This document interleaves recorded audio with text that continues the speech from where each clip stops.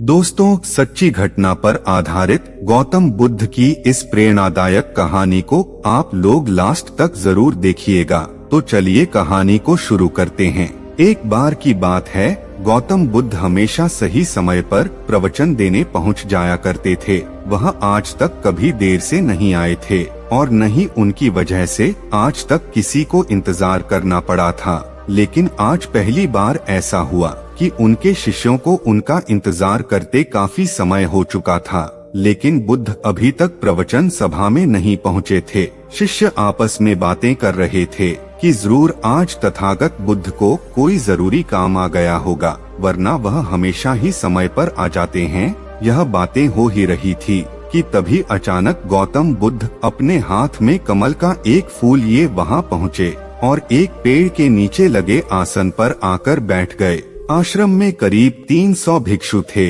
जो उनका प्रवचन सुनने के लिए बेसब्री से इंतजार कर रहे थे। इन 300 भिक्षुओं के अलावा आश्रम में एक और शख्स भी था जिसका नाम था कश्यप। आश्रम के भिक्षु मानते थे कि कश्यप पागल है, क्योंकि वह कभी भी उनके साथ बैठकर बुद्ध के उपदेशों को नहीं सुनता था। उसने आज तक कभी ध्यान भी नहीं दिया था और न ही ध्यान करने का प्रयास किया था। वह पूरे दिन चुपचाप किसी पागल की तरह आश्रम के एक पेड़ के नीचे बैठा रहता। न ही उसके पास कोई बात करने आता और न ही वह किसी से बात करता। जब उसका मन करता तो वह आसपास के गांवों में जाकर थोड़ी सी भिक्षा मांग लेता और जो कुछ भी मिलता उसे खाकर उसी पेड़ के नीचे बैठ जाता। वह बस पूरे दिन आश्रम के पेड़ पौधे, आसपास बिखरे पत्ते, घास और आश्रम में आते जाते भिक्षुओं को ध्यान से देखता रहता। सभी का विश्वास था कि वह धार्मिक इंसान नहीं है। आश्रम में रहने वाले सभी भिक्षु मानते थे कि वह पागल और मूर्ख इंसान है जिसे कोई भी कुछ नहीं सिखा सकता। आज गौतम बुद्ध आए और आकर आसन पर बैठ गए। बैठते ही उन्होंने अपने हाथ में लिए कमल के फूल को देखना शुरू कर दिया। सभी भिक्षु इंतजार कर रहे थे कि वह कुछ बोलेंगे, लेकिन वह कुछ नहीं बोले। वह बस कमल के फूल को ध्यान से देखते रहे। वे कमल के फूल को देखने में इतने खो गए, इतने ध्यान मग्न हो गए कि मिनट घंटों में बदल गए। उन्हें पता ही नहीं चला कि कई घंटे गुजर चुके थे, लेकिन उन्होंने एक शब्द भी नहीं बोला। वह उस कमल के फूल को बस देखे जा रहे थे।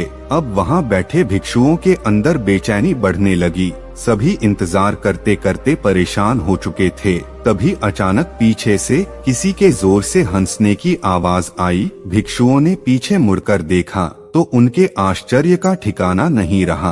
कश्यप बुद्ध की तरफ देखकर जोर जोर से हंस रहा था। इतने सालों में लोगों ने आज उसे पहली बार हंसते हुए देखा था। इससे पहले वह कभी नहीं हंसा था।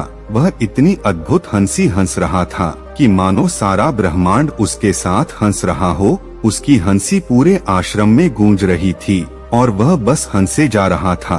भिक्षुओं ने बुद्ध की तरफ देखा। वे अभी भी उस कमल के फूल को देख रहे थे और उनकी आंखों से आंसुओं की धारा बह रही थी। थोड़ी देर बाद कश्यप ने हंसना बंद कर दिया। इसके बाद बुद्ध ने अपनी नजर कमल के फूल से हटाई और वहां बैठे भिक्षुओं की तरफ देखकर कहा, मैं जो कुछ भी तुम्हें शब्दों के माध्यम से दे सकता था वह सब मैंने पहले ही तुम्हें दे दिया है, लेकिन जो शब्दों के माध्यम से नहीं दिया जा सकता वह मैंने कश्यप को दे दिया है। यहीं से शुरुआत होती है ध्यान की, जिसे संस्कृत में ध्यान कहा जाता है। गौतम बुद्ध ने दुनिया को ध्यान सिखाया। फिर बोधिधर्म नाम के एक भिक्षु ने इस ध्यान को चीन ले गए, जहां इसे ज़ेन कहा जाने लगा। चीन से होते हुए यह ज़ेन परंपरा जापान, कोरिया और दक्षिण पूर्व एशिया के कई देशों में फैल गई।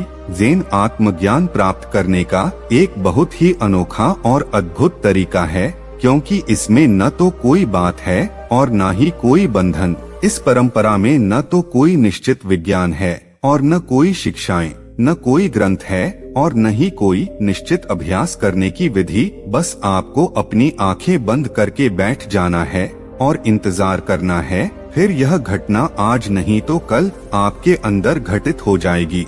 ज़ेन परंपरा में ध्यान करने का कोई निश्चित तरीका नहीं है। इसमें बस आपको जागरूक होकर यह देखना होता है कि आपके दिमाग में किस तरह के विचार उठ रहे हैं, लेकिन आपको उन विचारों के साथ जुड़ना नहीं है, बस उन्हें देखना है।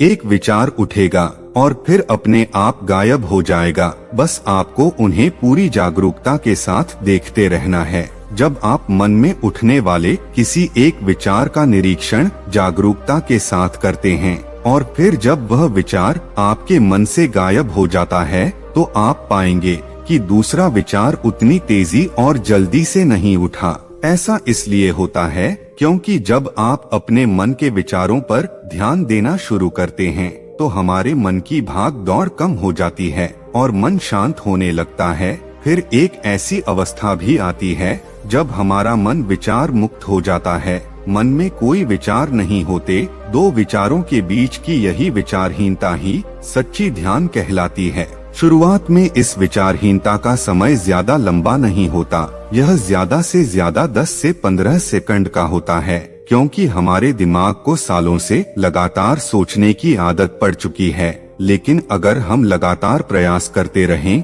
तो धीरे धीरे विचारहीनता का यह समय काफी लंबा होता चला जाएगा, और यह समय जितना लंबा होगा उतना ही हम ध्यान को समझ पाएंगे और उतना ही हम खुद के और करीब होते चले जाएंगे। दोस्तों, हमें यकीन है कि गौतम बुद्ध की इस प्रेरणादायक कहानी से आप लोगों को बहुत सीख मिली होगी और ध्यान करने का तरीका भी पता चल गया होगा।